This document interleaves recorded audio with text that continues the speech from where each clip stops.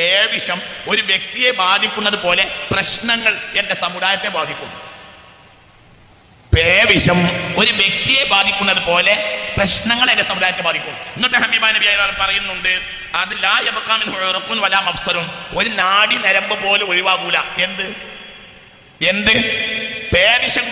പേവിഷം, മനസ്സിലായി പറഞ്ഞത്? നായ കടിച്ചാലുണ്ടാവുന്ന പേവിഷല്ലേ? ഈ പേവിഷം ഒരു വ്യക്തിയെ ബാധിച്ചു കഴിഞ്ഞാൽ അയാളുടെ ഒരു നാഡി നരമ്പും അതിനെ തൊട്ട് ഒഴിവാകൂല എന്നതുപോലെയായിരിക്കും ആ കാലഘട്ടത്തിലെ പ്രശ്നങ്ങൾ എന്റെ സമുദായത്തെ ബാധിക്കാം. അതിനർത്ഥം എന്താ? ദേഹേച്ഛ അവരെ പേവിഷ ബാധിക്കുന്നത് പോലെ ദേഹേച്ഛ ബാധിക്കും. അള്ളാഹു നമ്മളെ കാത്തിരക്ഷിക്കട്ടെ. എല്ലാവർക്കും ഒരു വിഭാഗം ആളുകൾ എന്റെ സമുദായത്തിലുണ്ടാവും. അവർ തോന്നിയതുപോലെ സംസാരിക്കും. ഒരു ആയത്തിനോ ഒരു ഹദീസിനോ മുൻഗാമികൾ വെച്ച മാനല്ല അവർ വയ്ക്കുക. മുൻഗാമികളെ രീതിയല്ല അവർ അവലംബിക്കുക. മുൻഗാമികൾ എന്ന് പറഞ്ഞാൽ ഏത് മുൻഗാമിയല്ല, സ്വാലിഹ്യങ്ങളായ മുൻഗാമി, സിറാത്തുൽ ലദീന അതായ മുൻഗാമി, സ്വാലിഹ്യങ്ങളായ മുൻഗാമി അവരവലംബിക്കൂല. സ്വന്തം അഹ്വാ, സ്വന്തം വ്യക്തി താല്പര്യം. ഇപ്പോൾ മഹ്ദി ജീവിച്ചിരിപ്പുണ്ടോ ഇല്ലേ? ഒരു ചർച്ച വന്നാൽ എന്താ? ചർച്ച നടക്കണമല്ലോ. ദജ്ജാൽ അതൊരു ചർച്ചയാണല്ലോ, അത് നിസ്സാരപ്പെട്ട കാര്യമല്ലല്ലോ. ചർച്ച വേണ്ടേ? ലോകക്രമത്തിന്റെ ഇന്നത്തെ സാഹചര്യം, ഭാവിയിലെ സാഹചര്യം, ഈ വിഷയത്തിൽ ഹദീസ് ഉണ്ടല്ലോ. അത് ഉറപ്പായിട്ടും ആ ഹദീസ് ഉണ്ടല്ലോ, ഉറപ്പായിട്ടും. അപ്പൊ ഞാൻ നിങ്ങളോട് പറയാ, ഞാൻ 10 കൊല്ലമായി നിങ്ങളോട് പറയുന്നുണ്ട്, ഇറാനെ അടിക്കും, അതിന് അമേരിക്ക നേതൃത്വം നൽകും. ഇപ്പോൾ യുദ്ധം ഉണ്ടായിട്ടില്ലെങ്കിലും ഉണ്ടാകും. അത് ഭയാനകമായ അടിയായിരിക്കും. ആ അടി ഇറാനെ മാത്രമല്ല ബാധിക്കുക, ഹിജാസിനെയും ബാധിക്കും, ഏഷ്യൻ രാജ്യങ്ങളെ ബാധിക്കും. അത് സംഭവിക്കും, അത് ലോകത്ത് സംഭവിക്കും, നിസ്സംശയമായ കാര്യം സംഭവിക്കും. അത് തുർക്കിയിലേക്ക് വ്യാപിക്കും. തുർക്കി മുസ്ലിമീങ്ങൾക്ക് നഷ്ടപ്പെടും. ഇപ്പോൾ തുർക്കി ഭരിക്കുന്നത് തയ്യിബ് ഉർദുഗാനാണ്. തുർക്കി മുസ്ലിമീങ്ങൾക്ക് നഷ്ടപ്പെടും. നിങ്ങൾ എഴുതി വെച്ചോളൂ, തുർക്കി മുസ്ലിം സമുദായത്തിൽ നഷ്ടപ്പെടും. ഇറാൻ പൂർണ്ണമായി തകർക്കപ്പെടും. ഇത് സത്യമാണ്. ഇത് വേൾഡ് പൊളിറ്റിക്സുമായി ബന്ധപ്പെട്ട ഒരു വിഷയമാണ്. അത് വമ്പൻ പ്രശ്നം ഉണ്ടാക്കും. ഏഷ്യൻ രാജ്യങ്ങളിൽ വൻ പ്രശ്നം ഉണ്ടാക്കും. സാമ്പത്തിക മാന്യം അധികരിക്കും. അല്ലാഹു നമ്മളെ കാക്കട്ടെ. വളരെ ചിന്തിക്കും. അത് പെട്ടെന്ന് പരിഹരിക്കപ്പെടുകയുമില്ല. അപ്പൊ ഇതൊക്കെ ഇവിടെ നടക്കാൻ പോകുന്ന കാര്യങ്ങളാണ്. ഇതെല്ലാം എവിടുന്ന് മനസ്സിലായി എന്ന് വെച്ചാൽ പുണ്യ മുഹമ്മദ് മുസ്തഫ സല്ലല്ലാഹു അലൈഹി വസല്ലമ തങ്ങൾ അതെല്ലാം ഭംഗിയായി പറഞ്ഞു വെച്ചിട്ടുണ്ട്. അത് നടന്നേ തീരൂ. ഹബീബായ റസൂലുള്ളാഹ്. ഞാൻ മഹ്ദിയെ പറ്റി പറയുന്ന ചില ഹദീസുകൾ കാണിക്കാം. അത് മാത്രമൊന്നുമല്ല, ഇന്നത്തെ മർമ്മം ചില വിഷയങ്ങൾ പറയാനുണ്ട്. പക്ഷേ മഹ്ദിയുമായി ബന്ധപ്പെട്ട ചില ഹദീസുകൾ പറയാം. ഹബീബായ റസൂലുള്ളാഹി യസാലു ഹാദൽ അംറു അസീസൻ യുൻസറൂന അലാ മൻ നാവഅഹും അലൈഹി 12 ഖലീഫ കുല്ലുഹും മിൻ ഖുറൈശ്. എനിക്ക് ശേഷം എൻ്റെ സമുദായത്തിൽ 12 നേതാക്കൾ വരുമെന്ന് മുഹമ്മദ് മുസ്തഫ. ഈ ഹദീസ് ഇമാം ബുഖാരിയും ഇമാം മുസ്ലിമും രേഖപ്പെടുത്തിയിരുന്നു. നുബുവത്ത് അനുസരിച്ച് ഭരണം നടത്തുന്ന 12 ഖലീഫമാർ എനിക്ക് ശേഷം വരുമെന്ന് മുഹമ്മദ് മുസ്തഫ സല്ലല്ലാഹു അലൈഹി വസല്ലം. ആ 12 ഖലീഫമാരിൽ ലാ തുഹ്ലഖു ഹാദിഹിൽ ഉമ്മ ഹത്താ യകൂന 12 ഖലീഫ കുല്ലുഹും യഅമൽ ബിൽ ഹുദാ വദീനിൽ ഹഖ് മിൻഹും റജുലാനി മിൻ അഹ്ലി ബൈത്തി നബി സല്ലല്ലാഹു അലൈഹി വസല്ലം. ഇമാം അഹ്മദ് ആദ്യം ഓടിയ ഹദീസ് ബുഖാരി മുസ്ലിം. 12 ഖലീഫമാർ എനിക്ക് ശേഷം വരുമെന്ന് മുഹമ്മദ് മുസ്തഫ. എവിടെന്റെ ഹദീസ്? ബുഖാരിയിലുമുണ്ട് മുസ്ലിമിലുമുണ്ട്. ബുഖാരിയിലുണ്ട്, മുസ്ലിമുണ്ട് ഈ ഹദീസ്. ഇമാം അഹ്മദ് റളിയല്ലാഹു അൻഹു അതിൽ അവരുടെ ഹദീസിൽ ഒന്നും കൂടെ വിശദീകരണമായ ഉണ്ട്. അത് 2 ആള് അഹ്ലു ബൈത്തായിരിക്കും എന്ന് മുഹമ്മദ് മുസ്തഫ. ഞാൻ കുറച്ച് ഞങ്ങൾക്ക് ആരാണെന്ന് കുറച്ച് വേഗം മനസ്സിലാവും. ആ 2 ആൾ. ഇനി ഈ ഹദീസിനെ പുരസ്കരിച്ചുകൊണ്ട് ഹാഫിൾ ജലാലുദ്ദീൻ സുയൂത്തി റളിയല്ലാഹു അൻഹു താരിഖുൽ ഖുലഫായിൽ പറയുന്ന ഒരു ഭാഗം ഞാൻ വായിക്കാം. അന്നഹും 12 ഖലീഫ, അവർ 12 ഖുലഫാക്കളുണ്ട് മൊത്തം. ഉംറിൽ ഉമ്മത്തിൽ ഇസ്ലാമിയ, മുസ്ലിം സമുദായത്തിന്റെ മൊത്തം വയസ്സിനനുസരിച്ച്, അതായത് നബി മുതൽ സല്ലല്ലാഹു അലൈഹി വസല്ലം ഖിയാമത്ത് നാൾ വരെ ഞാനും ഖിയാമത്ത് നാളും തമ്മിൽ കഹാതൈനി ഇതുപോലെയാണെന്ന് മുഹമ്മദ് മുസ്തഫ. കഫളി വാഹിദിഹാ അലൽ ഉഖ്റാ, ഇതിന്റെയും പോലെയാണ് ഞാനും ഖിയാമത്ത് നാളും. ഞാനും ഖിയാമത്ത് നാളും ഇതുപോലെയാണ്. അതായത് ഇതും തമ്മിലുള്ള വ്യത്യാസമാണ് ഞാനും ലാസ്റ്റ് ഡേയും തമ്മിലുള്ളത്. മനസ്സിലായോ പറഞ്ഞത്? ഇത് തന്നെ. ഇത് തമ്മിലൊരു അകലല്ലേ? ഇത് തമ്മിലൊരു വ്യത്യാസല്ലേ? പറ ചൂണ്ട് വിരലും പറ. മുത്ത് മുഹമ്മദ് മുസ്തഫ അവിടുത്തെ ചൂണ്ടുവിരലെ എന്ത് ചെയ്തു? മധ്യവരലേക്കാണ് ചേർത്ത് വെച്ചു. എന്നിട്ട് ഒന്നിന് മറ്റിലേക്കുള്ള അകലമാണ് ഞാനും ഖിയാമത്ത് നാളും തമ്മിലുള്ള വ്യത്യാസമെന്ന് മുഹമ്മദ് മുസ്തഫ. അത്രേ ഉള്ളൂ മുത്ത് മുഹമ്മദ് മുസ്തഫ. അപ്പൊ അതിനിടയിൽ ഈ ഒരു സമയത്തിനിടയിൽ എത്ര ഖലീഫമാരുണ്ടാവും? 12. എന്നിട്ട് ഈ വിശദീകരണത്തിലെടുത്ത് ബഹുമാനപ്പെട്ട ഹാഫിദ് ജലാലുദ്ദീൻ തങ്ങള് സുയൂത്തി ഇമാമ് താരിഖുൽ ഖുലഫായിൽ പറയാണ്, മിൻഹും അൽ അർബഅത്തുൽ അവൈലു, അതിൽ ആദ്യം 4 ആൾ പെട്ടെന്ന് തീർന്നു. അബൂബക്കറിൻ, ഉമർ, ഉസ്മാൻ, അലി വൽ ഹസൻ ഇബ്നു അലി. 5 ആൾ അവിടെ 5 എണ്ണം കഴിഞ്ഞു. 5 എണ്ണം അവിടെ തന്നെ തീർന്നിട്ടുണ്ട്. ദീനനുസരിച്ച് ഭരണം നടത്തുന്ന ആളുകൾ 12 ആൾ വരും ഖിയാമത്ത് നാളിന് മുമ്പ്. അതില് 5 ആൾ നേരത്തെ തീർന്ന്. ആരൊക്കെ? Abubakar Siddique, Umar bin Khattab, Usman bin Affan, Ali bin Abi Talib, Hasan bin Ali. Hasan റളിയല്ലാഹു അൻഹു പിന്നെ മുആവിയക്ക് മാറ്റി കൊടുക്കുകയായിരുന്നു. മുആവിയക്ക് വേണ്ടി മാറി കൊടുത്തു. വലിയ മഹാനാണ് ഹസൻ റളിയല്ലാഹു അൻഹു. അല്ലാഹു അവരുടെ ദറജ ഏറ്റി കൊടുക്കട്ടെ. ഒരു വലിയ മഹാനാണ് ഹസൻ റളിയല്ലാഹു അൻഹു. അങ്ങനെ 5 അവിടെ കഴിഞ്ഞു. സുമ്മ യബ്ഖൽ ഖലീഫ, പിന്നെ ബാക്കിയുള്ള ഖലീഫമാർ ഇവിടെ ശേഷിക്കും. അസ്സാനി അശറ അൽ മഹ്ദിയുൽ മുൻതദറു. അസ്സാനി അശറ മനസ്സിലായില്ല. 5 കഴിഞ്ഞാൽ ഇനി എത്ര വരണം? 5 കഴിഞ്ഞാൽ 7 വരണം അല്ലേ? അങ്ങനല്ലേ? 7 വരണം. അതിൽ 12ാമത്തെ ആൾ, അതായത് പിന്നെയുള്ള 7ൽ 7ാമത്തെ ആൾ, അതായത് മൊത്തത്തിലുള്ളതിൽ 12ാമത്തെ ആൾ, പിന്നെ വരാനുള്ള 7ൽ 7ാമത്തെ ആൾ. ആരാ പറയുന്നത്? ഇമാം സുയൂത്തി തങ്ങൾ. ഹാഫിദ് ജലാലുദ്ദീൻ ഒരു മുജ്തഹിദാകാൻ മാത്രമല്ല ആളാണ് ഹാഫിദ് ജലാലുദ്ദീൻ. ഹാഫിദ് ജലാലുദ്ദീൻ മുത്ലഖ് മുജ്തഹിദാണെന്ന് പോലും അഭിപ്രായപ്പെട്ടവരുണ്ടായിട്ടുണ്ട്. അത്രയും വലിയ മഹാനാണ് ഹാഫിദ് ജലാലുദ്ദീൻ റളിയല്ലാഹു അൻഹു. അവരുടെ താരിഖുൽ ഖുലഫായിൽ നിന്നാണ് ഞാൻ ഈ വായിക്കുന്നത്. എന്നോട് മനസ്സിലാക്കണം. അസ്സാനി അശറ, 12ാമത്തെ ആള് അൽ മഹ്ദിയുൽ മുൻതദർ, പ്രതീക്ഷിക്കപ്പെടുന്ന മഹ്ദിയാണ് എന്ന് ബഹുമാനപ്പെട്ടവര്. ഇനി ഒരു ഹദീസ് കൂടി ചേർത്ത് വെക്കുക. ഇബ്നു മാജഹ്, ഹാക്കിം, അബൂദാവൂദ് രേഖപ്പെടുത്തിയ ഒരു ഹദീസ്. ഖാല നബി സ്വല്ലല്ലാഹു അലൈഹി വസല്ലം, ഹബീബായ നബി പറയാ, അൽ മഹ്ദി മിൻ ഇത്രത്തി മിൻ ഉൽദി ഫാത്തിമ. മഹ്ദി എന്റെ കുടുംബമാണ്. മഹ്ദി എന്റെ കുടുംബമാണ്. മിൻ ഉൽദി ഫാത്തിമ, ഫാത്തിമയുടെ മക്കളിൽപ്പെട്ട ആളാണ്. ഫാത്തിമയുടെ മക്കളിൽപ്പെട്ട എന്റെ കുടുംബാണ്. അപ്പോൾ ഇവിടെ ഈ 2 ആൾ ആരാണ്? ഫാത്തിമയുടെ മക്കളിൽപ്പെട്ട എന്റെ കുടുംബം എന്ന് പറയുമ്പോ ഇവിടെ അഹ്ലുൽ ബൈത്തിന്റെ 2 ആൾ ആരാ? ആര്? ഒന്ന് ഹസൻ ബിൻ അലി, ഒന്ന് മഹ്ദി ഇമാമും. മറ്റൊരു ഫാത്തിമന്റെ മോനല്ലല്ലോ. ആര്?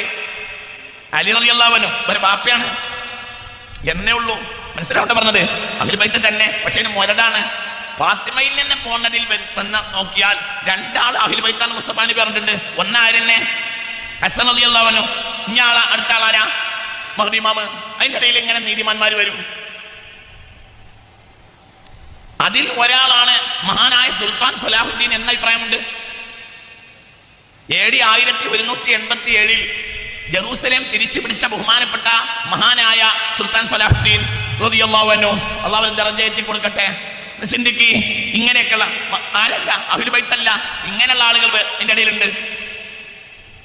അതാരൊക്കെ പരിശോധിക്കേണ്ട ഒരു സമയമല്ല ഇത്. അത് ഞാൻ പരിശോധിക്കണമില്ല, പറയുന്ന നേരമല്ല. നമുക്ക് തിരിച്ചു വരാം. അപ്പൊ ഈ കാര്യം മുത്ത് മുഹമ്മദ് മുസ്തഫ സ്വല്ലല്ലാഹു അലൈഹി വസല്ലം കൃത്യമായി പറഞ്ഞിട്ടുണ്ട്. മഹ്ദി ഇമാം വരും, മഹ്ദി ഇമാം ഖലീഫയായിരിക്കും മുസ്ലിം സമുദായത്തിന്റെ മേൽ എന്ന ഹബീബായ മുഹമ്മദ് മുസ്തഫ സ്വല്ലല്ലാഹു അലൈഹി വസല്ലം. അവരുടെ ഭരണം നിസ്സാര ഭരണമല്ല. അതായത് ഖുലഫാക്കളെ കൂട്ടത്തിലാണ് എണ്ണിയത്.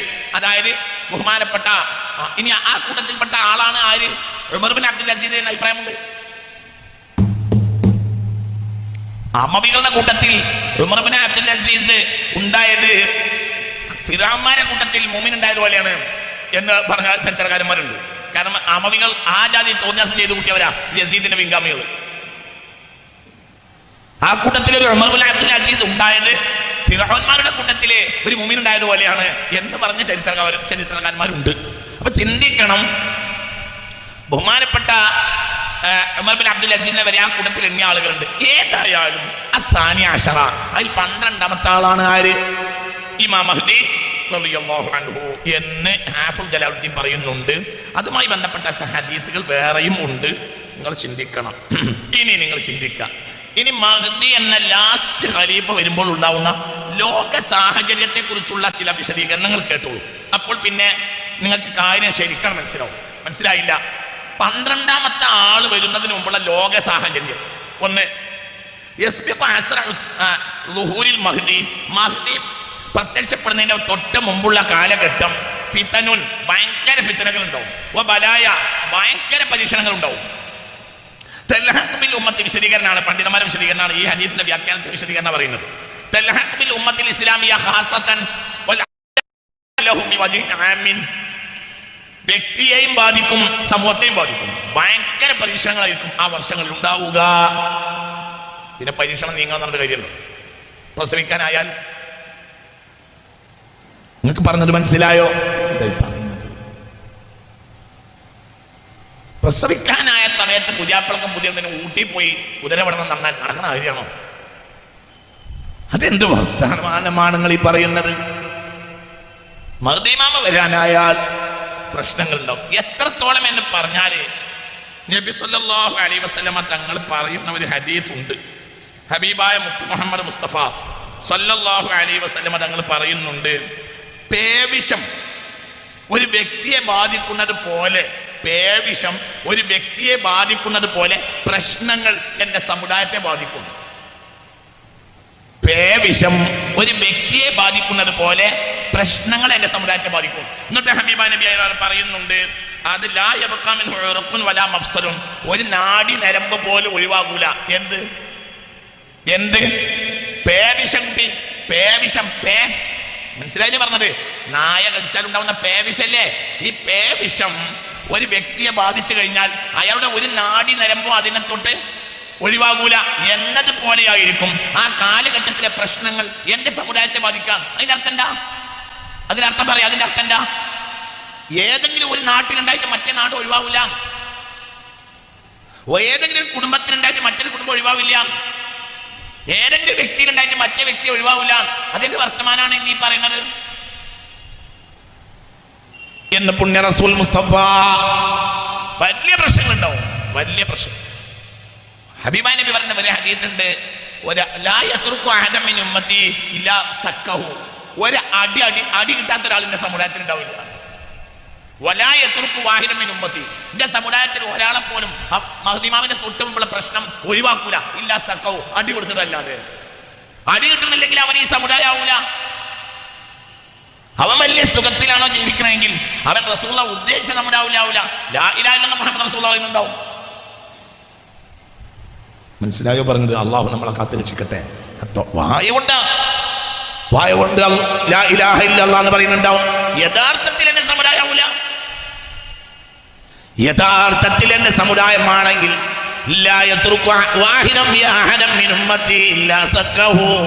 ഒരാളെയും അടിക്കാതെ മഹ്ദിമാമിന് തൊട്ട് മുമ്പുള്ള പ്രയാസം പോവുകയില്ല.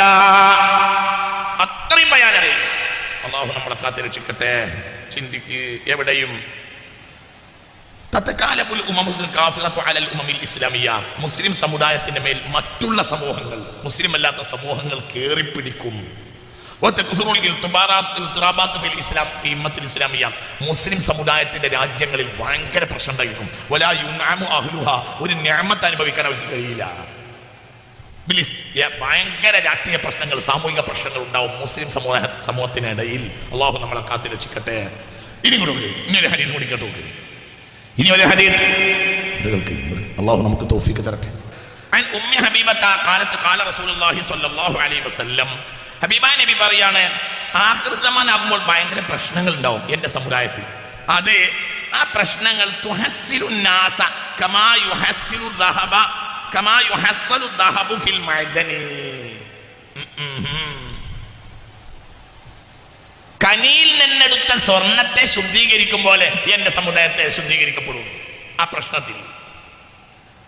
ഇന്നലെ നമ്മൾ പറഞ്ഞിട്ടുണ്ട് ലേശം, ഇന്നലെയോ മിനിഞ്ഞാന്നോ എവിടെയോ പഴുവിലാന്നോ തോന്നുന്നു, പഴുന്ന് പറഞ്ഞിട്ടുണ്ട്, പഴുന്ന് പറഞ്ഞിട്ടുണ്ട്.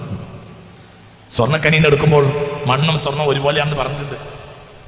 മനസ്സിലായോ പറഞ്ഞത്? ഭയങ്കര പ്രശ്നം ഉണ്ടാവും. ആ പ്രശ്നങ്ങൾ എന്റെ സമുദായത്തെ ശുദ്ധീകരിക്കുന്ന പ്രശ്നങ്ങളായിരിക്കും. കനിയിൽ നിന്നെടുത്ത സ്വർണത്തെ ശുദ്ധീകരിക്കുന്നത് പോലെ ആ കാലഘട്ടത്തിലെ പ്രശ്നങ്ങൾ എന്റെ സമുദായത്തെ ശുദ്ധീകരിക്കുമെന്ന് മുഹമ്മദ് മുസ്തഫ. അള്ളാഹു നമ്മളെ കാത്ത് രക്ഷിക്കട്ടെ. അക്കാലത്ത് നിങ്ങൾ അതുകൊണ്ട് നിങ്ങൾ ഷാമിലെ ജനങ്ങളെ ആക്ഷേപിക്കരുത്.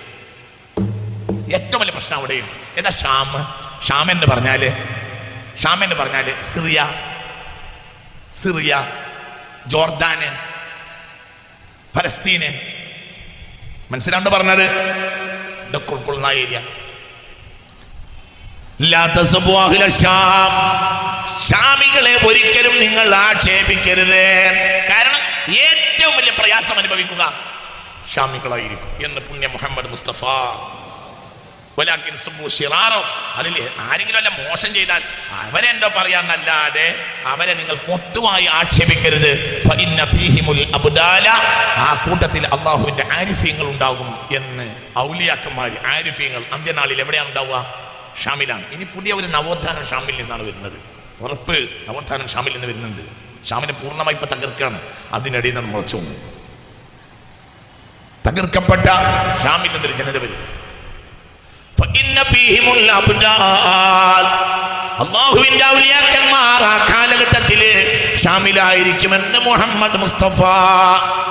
ഇതെല്ലാം ഹബീബായ നബി പറഞ്ഞിട്ടുണ്ട് സല്ലല്ലാഹു അലൈഹി വസല്ലം എന്ന്. പിന്നെ മതസമൂഹത്തെ പറ്റി മുസ്തഫ നബി ആ കാര്യത്ത് മഹ്ദി ഇമാമൊക്കെ വരാനായാലുള്ള സാഹചര്യം എന്താന്ന് വെച്ചാൽ ഹബീബായ നബി പറയാണ് അഹ്ലൽ കിതാബൈനി ഇഫ്തറഖു ഫീ ദീനിഹിം അലാ 71 വലാ അലാ 72. അഹ്ലൽ കിതാബൈനി രണ്ട് കിതാബുകാര് 71 72 മാറി. വഅന്ന ഹാദിഹിൽ ഉമ്മ സതഫ്തരിഖു അലാ 73 മില്ല. എന്റെ സമുദായം 73 ആവും. എന്റെ സമുദായത്തിൽ ചില ആളുകൾ പ്രത്യക്ഷപ്പെടും. അവരുടെ അവസ്ഥ എന്താന്ന് വെച്ചാൽ അവരില് എന്താ പറയാ, ദേഹേച്ഛയായിരിക്കും അവരുടെ അടിസ്ഥാനം. ദേഹേച്ഛ, നേരത്തെ പറഞ്ഞതുപോലെ ഞാൻ അവിടെ നിന്നാണ് ആനീത് വായിച്ചത്. ദേഹേച്ഛ അവരെ പേവിഷ ബാധിക്കുന്നത് പോലെ ദേഹേച്ഛ ബാധിക്കും. അള്ളാഹു നമ്മളെ കാത്തിരക്ഷിക്കട്ടെ. എല്ലാവർക്കും ഒരു വിഭാഗം ആളുകൾ എന്റെ സമുദായത്തിലുണ്ടാവും. അവർ തോന്നിയതുപോലെ സംസാരിക്കും. ഒരു ആയത്തിനോ ഒരു ഹദീത്തിനോ മുൻഗാമികൾ വെച്ച മാനല്ല അവർ വെക്കുക. മുൻഗാമികളെ രീതിയല്ല അവർ അവലംബിക്കുക. മുൻഗാമികൾ എന്ന് പറഞ്ഞാൽ ഏതോ മുൻഗാമിയല്ല, സ്വാലിഹ്യങ്ങളായ മുൻഗാമി, സിറാത്തുല്ലദീന അതായ മുൻഗാമി, സ്വാലിഹ്യങ്ങളായ മുൻഗാമി അവരവലംബിക്കൂല. സ്വന്തം അഹ്വാ, സ്വന്തം വ്യക്തി താല്പര്യം. ഉദാഹരണം പറയാ ശ്രീലങ്കയിൽ എന്താണ് സംഭവിച്ചതെന്നത് വ്യക്തമല്ല. ഇനി അത് മുസ്ലിങ്ങളാണ് അത് ചെയ്തതെങ്കിൽ എന്ത് പ്രമാണമാണ് അവർക്കുള്ളത്? എന്ത് ന്യായമാണ് അവർക്കുള്ളത്? പാവപ്പെട്ട ക്രിസ്ത്യാനികളെ, നിരപരാധരായ ക്രിസ്ത്യാനികളെ, ന്യൂസിലാൻഡിൽ ഒരു കാര്യം സംഭവിക്കുമ്പോഴത്തിന് പാവപ്പെട്ട ക്രിസ്ത്യാനികളെ കൊല്ലാൻ എന്ത് ന്യായമാണ് അവർക്കുള്ളത്? പക്ഷേ ആ ന്യായം അവർ ചാർത്തി വെക്ക എന്തിന്റെ തലയിലാണ്? ഖുർആന്റെ തലയിൽ. എന്തുകൊണ്ട്? അഹ്വാ, ദേഹേച്ഛ, സ്വന്തം താല്പര്യം. അതിന്റെ പിന്നിൽ ചിലരുണ്ടാവും, അതിപ്പോ പറയാൻ കഴിയില്ല. പലരുണ്ടാവും. ചിലപ്പോൾ അതങ്ങനെ കൊണ്ട് പോയാൽ കുറച്ച് ദൂരം പോകും. ചിലപ്പോൾ അതിന്റെ മുരട് ഇസ്ലാമിൽ പോലും ആവില്ല. ഇവരൊക്കെ വാടകക്കാരായിരിക്കും. പക്ഷേ സമുദായം ബലിക്കപ്പെടും എന്ന് പുണ്യ മുഹമ്മദ് മുസ്തഫ സ്വല്ലല്ലാഹു അലൈഹി വസല്ലം എന്ന്. ഇനി മഹ്ദി ഇമാമ വരുന്ന വർഷം ഞാനൊന്ന് പറയാം. മഹ്ദി ഇമാമ വരുന്ന വർഷം ഒന്ന് പറയാം. ഒരു ശ്രദ്ധിക്ക്. സാമൂഹിക സാഹചര്യങ്ങളാണ് ഇപ്പൊ പറഞ്ഞത്. ഇനി മഹ്ദി ഇമാമ വരുന്ന വർഷം ഒന്ന് പറയാം. ഞാൻ ഓടിച്ച് പറയാണ്. എനിക്ക് വേറെ ചില വിഷയങ്ങൾ നിങ്ങളോട് പറയാനുണ്ട്. അള്ളാഹു നമ്മളെ കാക്കട്ടെ. വർഷം തന്നെ ഞങ്ങളെ കൃത്യമായി ഇന്നാലിന് ദിവസം വരും ഞാൻ പറയും, നിങ്ങൾ കണക്കാക്കിയിരിക്കണ്ടട്ടാ. ഞാൻ അങ്ങനെയാണ് അല്ല. ഞാനിപ്പോൾ എന്തിനാ ചെയ്യേണ്ടത്? ഞാൻ വസ്തുതകൾ പറഞ്ഞപ്പം പിന്നെ വൈക്കം മുഹമ്മദ് ബഷീറിന്റെ ഒരു ലേഖനത്തിലുണ്ട്, ഞാൻ സന്ധ്യ എന്ന് എഴുതുന്നതിന് പകരം ഞാൻ സൂര്യൻ അസ്തമിക്കാനായതും കിളികൾ പറന്നു പോകുന്നതും വെയിൽ മെല്ലെ മെല്ലെ മെല്ലെ പിൻവലിയുന്നതും ഇങ്ങനെ അവതരിപ്പിക്കുക ചെയ്യാം. അപ്പോൾ വായനക്കാരന് ഇപ്പോൾ സന്ധ്യയാണെന്ന് തോന്നും. അതാണ് സാഹിത്യവും. മനസ്സിലായി പറഞ്ഞത്? എന്നതുപോലെ ഞങ്ങളോട് ഡേറ്റും വർഷമൊന്നും പറയില്ല. അതൊക്കെ നിങ്ങൾ പറയാ, നിങ്ങൾക്ക് ആരോഗ്യം, നിങ്ങൾക്ക് പഠനം നടത്താം. ഡേറ്റ് എന്തായാലും സാഹചര്യങ്ങൾ ഒത്തു വന്നിട്ടുണ്ട്. ഒന്ന് ഡേറ്റ് അല്ല പ്രശ്നം, സാഹചര്യം ഒത്തു വന്നിട്ടുണ്ട്. ആ വർഷത്തിന് ചില അടയാളങ്ങൾ ഹബീബാ നബി പറയുന്നത് ബഹുമാനപ്പെട്ട കിതാബുൽ ഫിത്തനിൽ ഇത് ബഹുമാനപ്പെട്ട നുഅയ്മ ഇബ്നു ഹമ്മാദ് റളിയല്ലാഹു അൻഹു കിതാബുൽ ഫിത്തനാണ്. ഇവർ ഇമാം ബുഖാരിയുടെ ശൈഖാണ്. ആര്? ബഹുമാനപ്പെട്ട നുഅയ്മ ഇബ്നു ഹമ്മാദ് റളിയല്ലാഹു അൻഹു, ഇമാം ബുഖാരി തങ്ങളുടെ റളിയല്ലാഹു അൻഹു അവരുടെ മശായിഖന്മാരിൽ ഒരാളാണ് ബഹുമാനപ്പെട്ട നുഅയ്മ ഇബ്നു ഹമ്മാദ് റളിയല്ലാഹു അൻഹു. ഇവർ ഷാഫി ഇമാമിന്റെ കാലത്ത് ജീവിച്ച ആളാണ്. ഹിജ്റ 229 വഫാത്തായിട്ടുണ്ട്. കിതാബുൽ ഫിത്തൻ എഴുതിയ ബഹുമാനപ്പെട്ട നുഅയ്മ ഇബ്നു ഹമ്മാദ് റളിയല്ലാഹു അൻഹു ഹിജ്റ 229 വഫാത്തായിട്ടുണ്ട്. ആര്? നുഅയ്മ ബിൻ ഹമ്മാദ് റളിയല്ലാഹു അൻഹു. അവരുടെ ലോകത്തെ സർവാംഗീകൃതമായ കിതാബുൽ ഫിത്തനാണ് ഞാൻ ഈ വായിക്കുന്നത്. ശ്രദ്ധിക്കുക. عن عمرو بن شعيب عن أبيه عن جده قال قال رسول الله صلى الله عليه وسلم في ذي القعدة تجدب القبائل.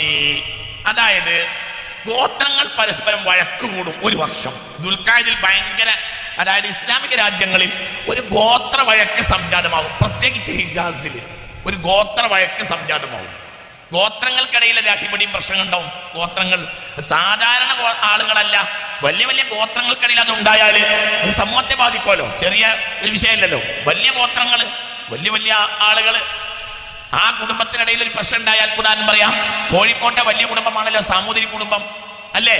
പറ, ഇവിടുത്തെ വലിയ തറവാട്ട് കുടുംബമാണല്ലോ ഏത്? സാമൂതിരി കുടുംബം ഇന്നിവിടെ ജീവിക്കുന്നുണ്ട്. ആ സാമൂതിരി കുടുംബത്തിനിടയിൽ ഒരു കശപുശ ഉണ്ടായിന്ന് സങ്കല്പിക്കുക, ഉണ്ടാവാതിരിക്കട്ടെ, അങ്ങനെ ഉണ്ടായിന്ന് സങ്കല്പിക്കുക, സമൂഹത്തെ ബാധിക്കുമല്ലോ. എന്തുകൊണ്ട്? അവർ ചെറിയ ആളുകളല്ല, നൂറ്റാണ്ടുകളായി സമൂഹത്തിന് നേതൃത്വം നൽകിയ ഒരു സമൂഹമല്ലേ. അപ്പൊ അവരിലൊരു കശപിശ ഉണ്ടായാൽ സമൂഹത്തെ ബാധിക്കുമല്ലോ. അങ്ങനത്തെ വൻ അറബ് കബീലകൾ തമ്മിൽ വലിയ പ്രശ്നങ്ങൾ ഉണ്ടാവും ദുൽഖഅദ് മാസത്തിൽ, ഒരു വർഷത്തെ ദുൽഖഅദ് മാസത്തിൽ. എന്നിട്ടോ ആ കൊല്ലം യുൻഹബുൽ ഹാജു, ഹാജിമാർക്കിടയിൽ കവർച്ച നടക്കും. ആ വർഷം ഹാജിമാർക്കിടയിൽ, അതായത് ഹജ്ജിന് പോകുന്ന ആളുകളെ കൊള്ള ചെയ്യപ്പെടും ആ വർഷം എന്ന്. അത് കാരണം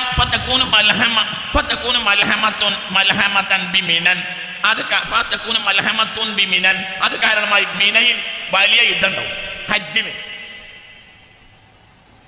ഹാജിമാരെ കവർ ചെയ്യപ്പെടുമെന്ന് പറഞ്ഞാൽ ഹജ്ജിന് വന്നവരെ കൊള്ള ചെയ്യപ്പെടുക, അതുണ്ടാവും. അത് കാരണമായിട്ട് മിനയിൽ വലിയ യുദ്ധം ഉണ്ടാവും, മൽഹമ യുദ്ധം ഉണ്ടാവും.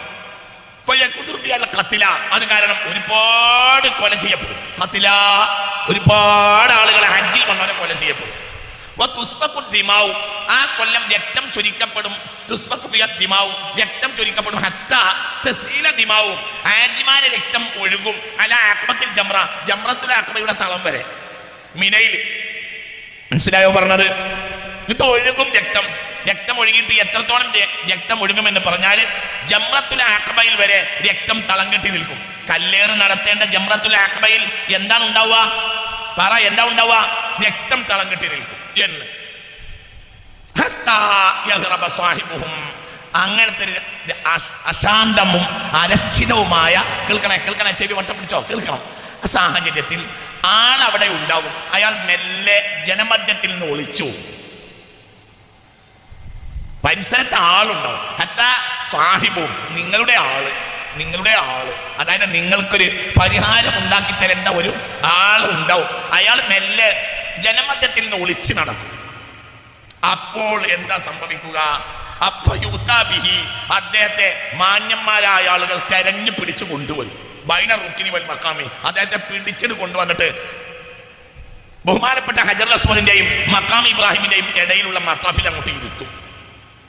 എന്നിട്ട്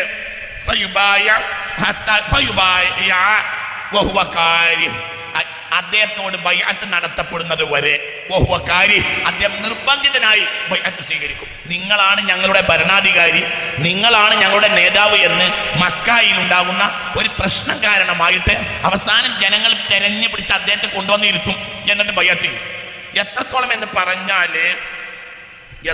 എന്ന് പറഞ്ഞാല് വയുഖാൽ, ആ കൂട്ടത്തിൽ ബൈഅത്തിന് അദ്ദേഹം നിഷേധിക്കുമ്പോൾ പറയപ്പെടും, ഇൻ അബൈത ലറബ്ന ഉൻഖക, ഇനി ബൈഅത്ത് സ്വീകരിച്ചിട്ടില്ലെങ്കിൽ പെരടി ഞങ്ങൾ വിട്ടു. മനസ്സിലായോ പറഞ്ഞത്? അവിടെ കൂടിയ ആളുകൾ പറയും, നിങ്ങൾ ഞങ്ങളെ നേതാവാകണം, ഇല്ലെങ്കിൽ ഞങ്ങൾക്കറിയാം നിങ്ങളാണ് ആള്, ഇനി എങ്ങാനും സ്വീകരിച്ചിട്ടില്ലെങ്കിൽ ഇതാണ് മഹ്ദി. ലോക ചരിത്രത്തിൽ ഞാനാണ് മഹ്ദി എന്ന് പറഞ്ഞ ഒരുപാട് ആൾ രംഗത്ത് വന്നിട്ടുണ്ട്. അവര് കള്ളനാണ് എന്നതിന് ഇതിനപ്പുറം തെളിവ് വേണ്ട.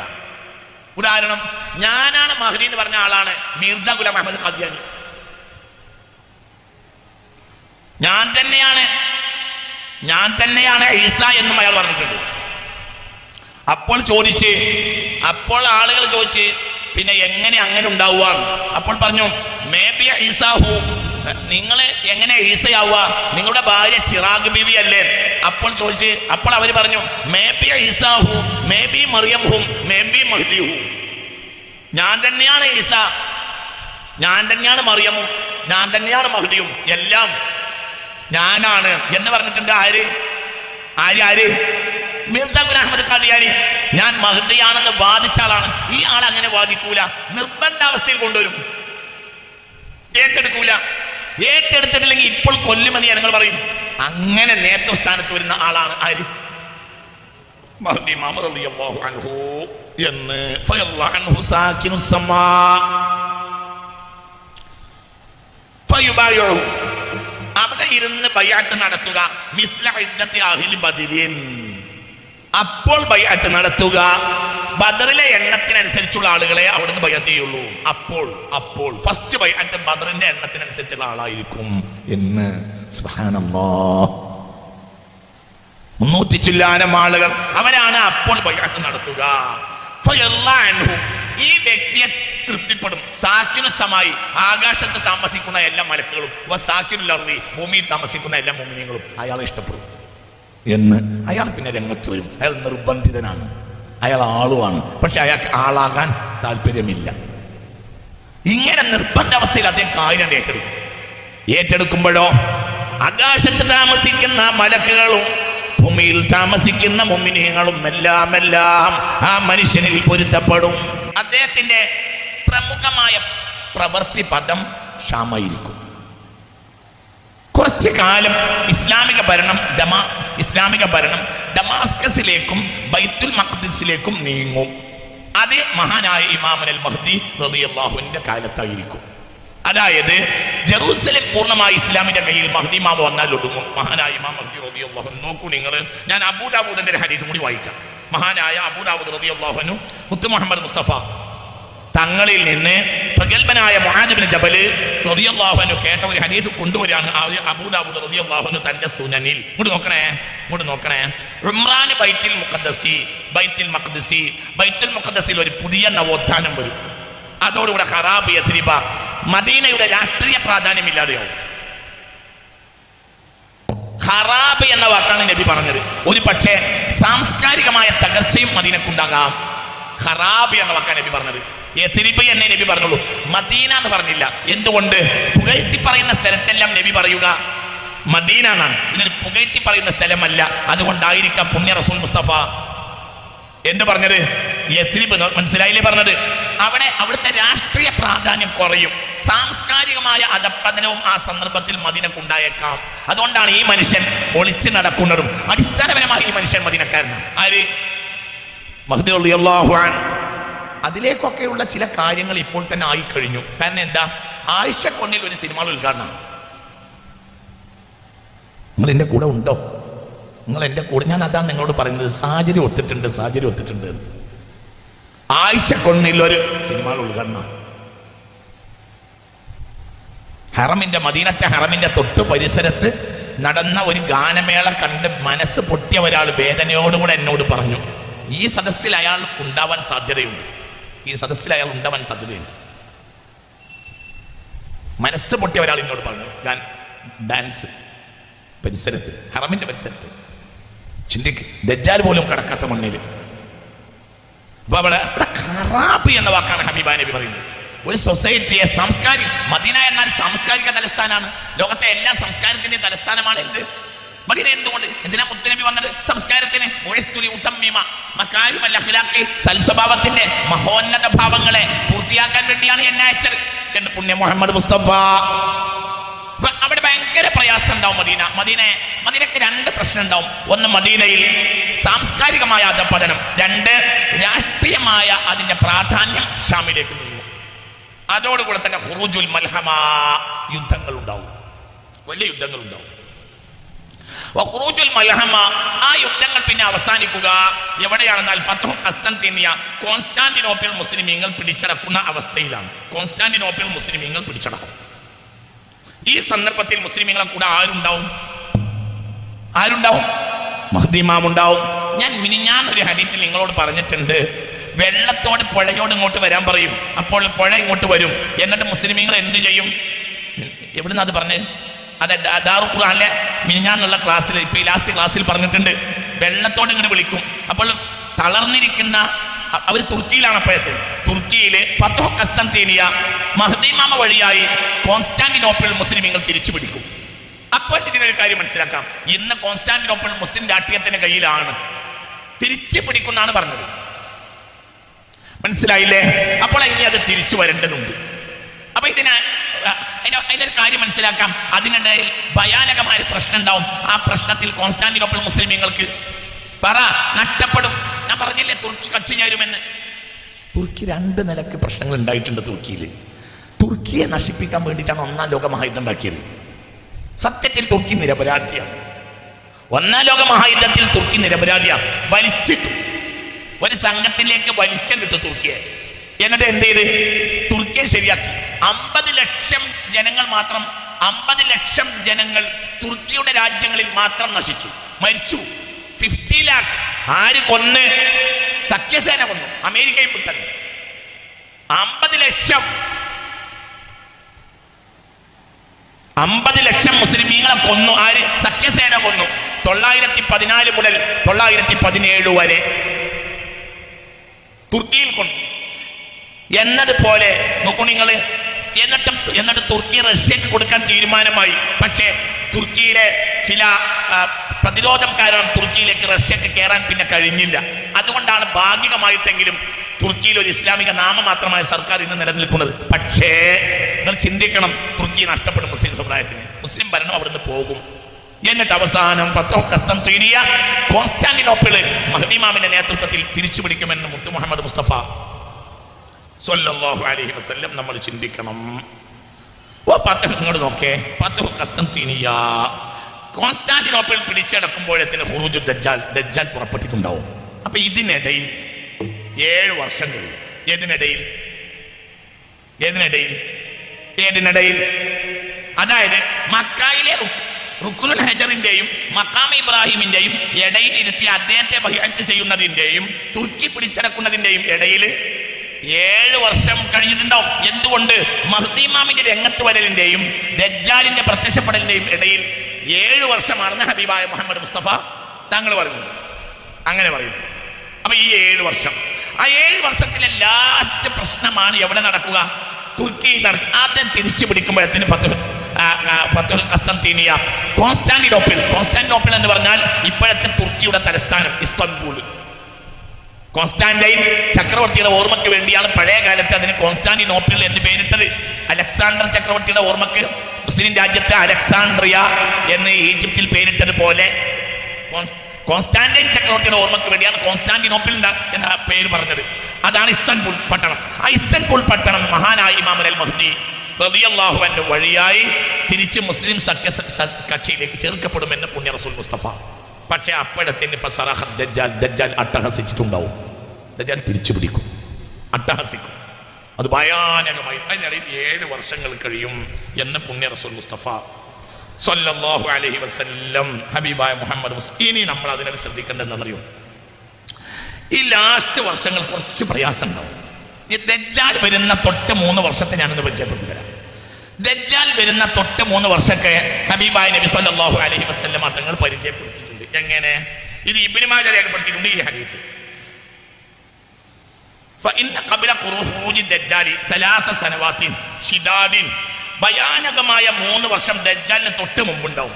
യുസീബുൻ നാസ ഫിഹാ ജൂഉൻ ശദീദുൻ, ഭയാനകമായ വിശപ്പ് അക്കാലത്ത് മനുഷ്യനെ ബാധിക്കും.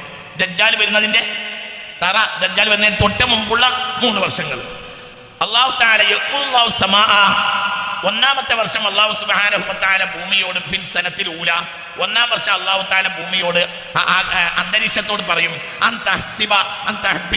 സുലുസ മത്വരിഹാ, 3-1 മഴയെ തടഞ്ഞോളൂ എന്ന് പറയും ആ അന്തരീക്ഷത്തോട്. യൗമുൽ അർള, ഭൂമിയോട് അല്ലാഹു പറയും തഹ്ബിസ് സുലുസ നബാതിഹാ, 3-1 സസ്യങ്ങളെയും തടയാൻ വേണ്ടി പറയും. അപ്പോൾ അന്ന് സാധാരണ ഭൂമിയിൽ കിട്ടുന്ന മഴയിൽ 3-1 മഴയും കുറയും, 3-1 ചെടികൾ കായ്ക്കനികളും കുറയും. 2-ാമത്തെ വർഷം അല്ലാഹു സുബ്ഹാനഹു വ തആല കൽപ്പിക്കും അന്തരീക്ഷത്തോടും ഭൂമിയോടും 3-ൽ 2 മഴ കിട്ടാതെയാവും ആ വർഷം, 2-ാമത്തെ വർഷം. പിന്നെയോ അതേപോലെ തന്നെ ഭൂമിയിൽ ഉണ്ടാകേണ്ടതിന്റെ മൂന്നിൽ രണ്ട് സസ്യങ്ങളെയും തടാൻ പറയും. ആ കൊല്ലം ആദ്യത്തെ കൊല്ലത്തേക്കാൾ പ്രയാസം മനുഷ്യർക്കുണ്ടാവും. ശ്രദ്ധിക്കണേ, നിങ്ങൾ എന്റെ കൂടെ വരണം. അള്ളാഹു തൗഫീഖ് തരട്ടെ. ഇത് മൊത്തം മനുഷ്യരെ ബാധിക്കാൻ സാധ്യതയില്ല എന്നാണ് എന്റെ കണ്ടെത്തൽ. ഇത് മുസ്ലിം രാജ്യങ്ങളെ ആയിരിക്കും ബാധിക്കുക.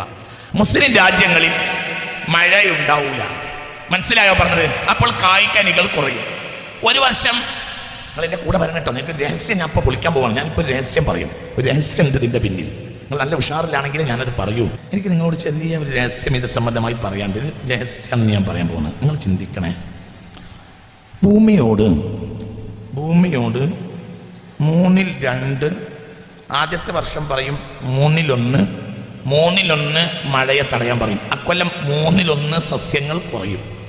രണ്ടാമത്തെ വർഷം 3/2 മഴയെ കുറക്കും, കൽപ്പിക്കും. അന്ന് 3/2 സസ്യങ്ങൾ കുറയും. മൂന്നാമത്തെ വർഷം 3/3 മഴയെ കുറക്കും, 3/3 സസ്യവും ഇല്ലാതാവും. അതായത് അത് മൊത്തം ജനങ്ങളെയല്ല ബാധിക്കുക, അത് ബാധിക്കൽ മുസ്ലിം രാജ്യങ്ങളെ ആയിരിക്കും. പിന്നെ ഇവിടെ നമ്മൾ ശ്രദ്ധിക്കേണ്ട ഒരു കാര്യം എന്താ അറിയോ? അള്ളാഹു അങ്ങനെ പറയാ ഭൂമിയിൽ ഇങ്ങനെയാവുക എന്നല്ല. സത്യത്തിൽ അടിസ്ഥാനപരമായി അതിന് അന്നൊരു കാര്യകാരണം ഉണ്ടാവും. എന്താണ് കാര്യകാരണം എന്നാൽ കാര്യകാരണം ഉണ്ടാവും. അതിന് അതിൻ്റെതായ ഒരു കാര്യകാരണം ഉണ്ടാവും. ശ്രദ്ധിക്കണം. അതിനുണ്ടാകുന്ന കാര്യകാരണം നല്ല ഫോമിലല്ലേ?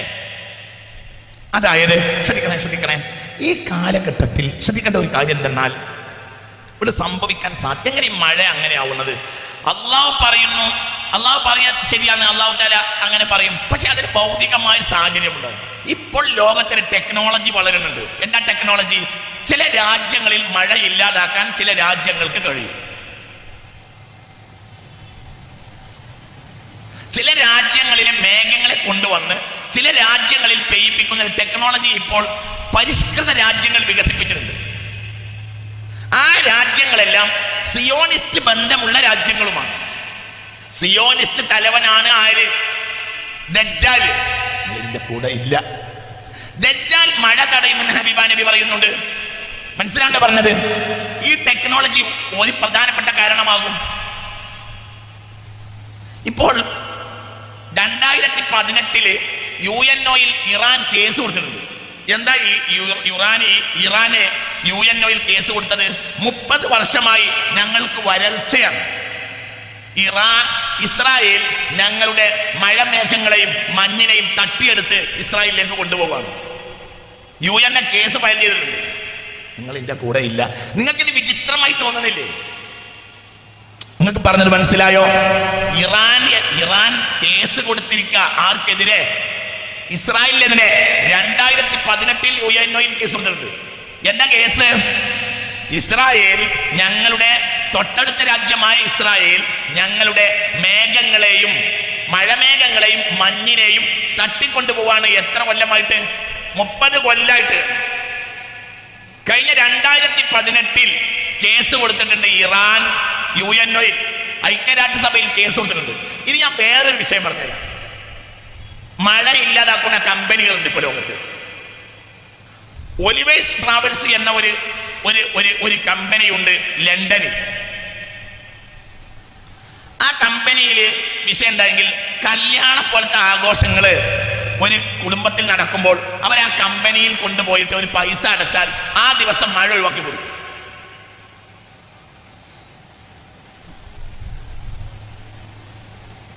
ഏറ്റവും ചുരുങ്ങിയ സമയം, അതായത് കുറഞ്ഞ സമയം മഴ നിർത്തി കൊടുക്കുന്നതിന് 1,00,000 പൗണ്ട് കൊടുക്കണം.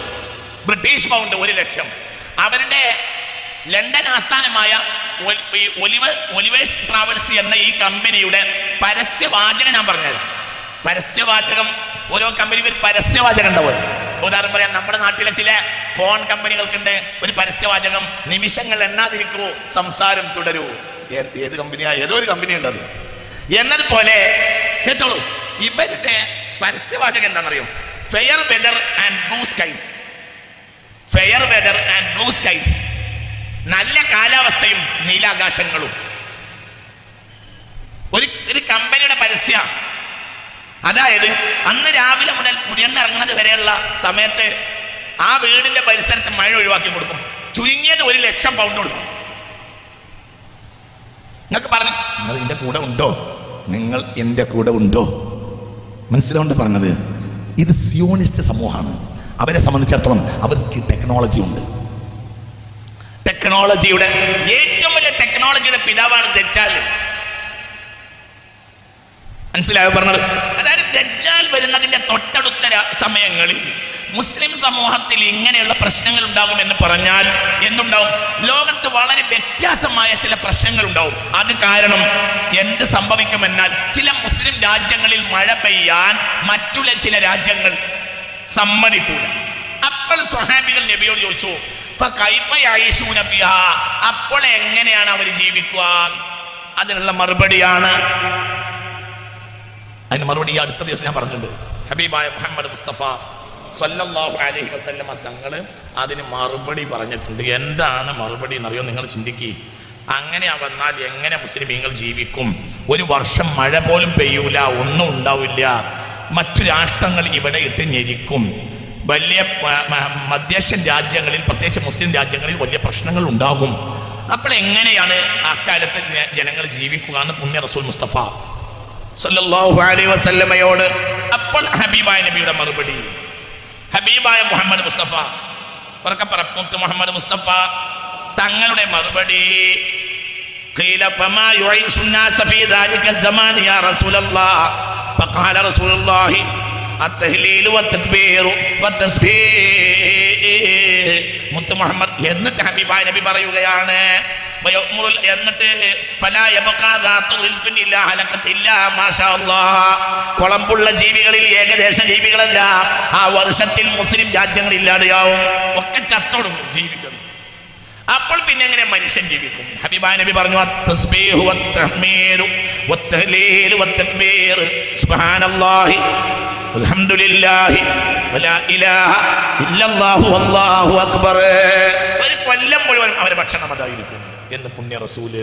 ഞാൻ നിങ്ങളോട് ഈ അടുത്ത ദിവസം ഒരു പ്രസംഗത്തിൽ പറഞ്ഞിട്ടുണ്ട്. എന്ത്? ഊണും ഉറക്കം അതൊന്നുമേ കൂടാതെ ഒരു കൊല്ലം പാർക്കൽ മൊഹീദ്ദീൻ ശൈഖ് മാത്രമല്ല, അവസാന കാലത്ത് ആരുണ്ടാവും? ഇബ്നു മാജ ഈ ഹദീസ് രേഖപ്പെടുത്തിയിട്ടുണ്ട്. സിഹാബിന്റെ ഹദീസ്, ഇബ്നു മാജ ഈ ഹദീസ് രേഖപ്പെടുത്തിയിട്ടുണ്ട്. എവിടുന്നോ വാറാല വായിക്കാറില്ല, സിഹാബ് സിത്തയിൽ ഈ ഹദീസ് ഉണ്ട്. മുത്ത് മുഹമ്മദ് മുസ്തഫ എങ്ങനെ ജീവിക്കും? അന്ന് ഓരോ മൊഹീദ്ദീൻ ശൈഖ് റളിയല്ലാഹു അൻഹുവിന്റെ പവറിലേക്കാണ് അള്ളാഹു നീക്കും. ആരെ? മുസ്ലിമീങ്ങളെ. ഒരു കാര്യം കൂടി ഞാൻ നേരത്തെ പറഞ്ഞെങ്കിൽ തിരിച്ചു മടങ്ങി. എന്ത്? കനിയിൽ നിന്നെടുത്ത സ്വർണത്തെ ശുദ്ധീകരിക്കുന്നത് പോലെ പ്രശ്നങ്ങൾ എന്റെ സമുദായത്തെ ശുദ്ധീകരിക്കുമെന്ന് മുഹമ്മദ് മുസ്തഫ സല്ലല്ലാഹു അലൈഹി വസല്ലം പഠിക്കണം. ഭക്ഷണം കഴിക്കാതെ ജീവിക്കും. എന്തുകൊണ്ട്? സുബ്ഹാനല്ലാഹി വൽഹംദുലില്ലാഹി വലാ ഇലാഹ ഇല്ലല്ലാഹ് വല്ലാഹു അക്ബർ. എത്രത്തോളം എന്ന് പറഞ്ഞാൽ കോൺസ്റ്റാന്റിനോപ്പിളിൽ യുദ്ധം ചെയ്യുന്ന സന്ദർഭത്തെ കുറിച്ച് പറഞ്ഞ ഹദീസ് ഉണ്ട്. അത് കേട്ടോളൂ. എന്റെ സമുദായത്തിന്റെ കയ്യിൽ അന്നൊരായുധം ഉണ്ടാവുകയില്ല. സ്വഹീഹ് മുസ്ലിം രേഖപ്പെടുത്തിയ ഹദീസാണ് ഞാൻ പറയപ്പെടുന്നത്. സ്വഹീഹ് മുസ്ലിം രേഖപ്പെടുത്തിയ ഹദീസ്. ഹബീബായ നബി പറഞ്ഞു, അതായത് റോമൻ പട മുസ്ലിം രാജ്യങ്ങൾക്കെതിരെ യുദ്ധം ചെയ്യുന്ന ഒരു കാലഘട്ടം വരുന്നുണ്ട്. ആ കാലഘട്ടത്തിന്റെ ഒരു ഘട്ടത്തിൽ മുസ്ലിമീങ്ങളുടെ കയ്യിൽ ഒന്നും ഉണ്ടാവില്ല, ആയുധം ഉണ്ടാവില്ല, ഭക്ഷണം ഉണ്ടാവില്ല. ഭക്ഷണത്തിന് അവർ സുബ്ഹാനല്ലാഹി അൽഹംദുലില്ലാഹ് എന്ന് ചൊല്ലി ഭക്ഷണം കഴിക്കുമെന്ന് പറഞ്ഞു.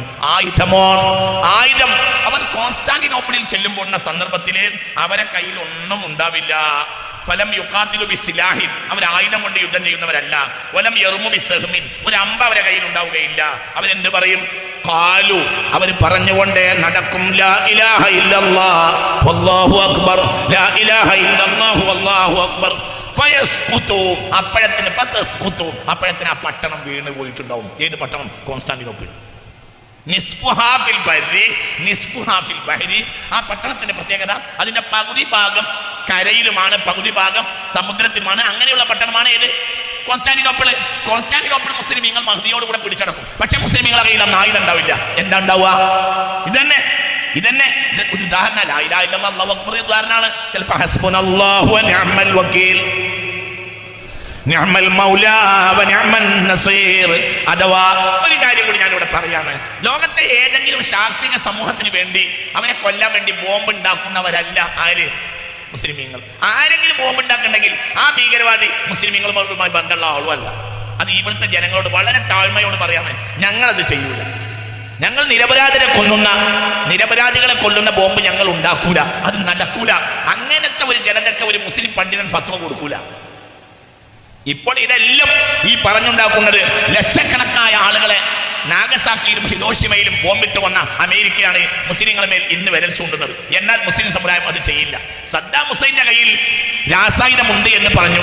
അവസാനം യുദ്ധം കഴിഞ്ഞപ്പോൾ അവർ പറഞ്ഞു ഒന്നും ഉണ്ടായിരുന്നില്ല. അപ്പോൾ കുറ്റവാളി ആരാ? അമേരിക്കയല്ലാതാരാ? എന്തിനാണ് സദ്ദാമിന്റെ മേൽ മേക്കിട്ട് കയറുന്നത് എന്ന് 1990-കളിലെ ചോദ്യങ്ങൾ ഉണ്ടായിരുന്നു. അന്ന് സദ്ദാം മരിച്ചിട്ടുണ്ടായിരുന്നില്ല. അപ്പോൾ അമേരിക്ക ലോകത്തെ തെറ്റിദ്ധരിപ്പിച്ചു എന്ന് പറഞ്ഞു, സദ്ദാമിന്റെ കയ്യിൽ ലോകത്തെ വിഴുങ്ങാവുന്ന രാസായുധമുണ്ട്. ശരി, പിന്നെയോ ഒന്നുമില്ല എന്ന് അവരെന്നെ പറഞ്ഞു. ഒന്നും ഉണ്ടാവില്ല. കോൺസ്റ്റാന്റിനോപ്പിൾ പിടിച്ചടക്കുമ്പോൾ പോലും മുസ്ലിമീങ്ങളുടെ കയ്യിൽ ഒന്നും ഉണ്ടാവുകയില്ല.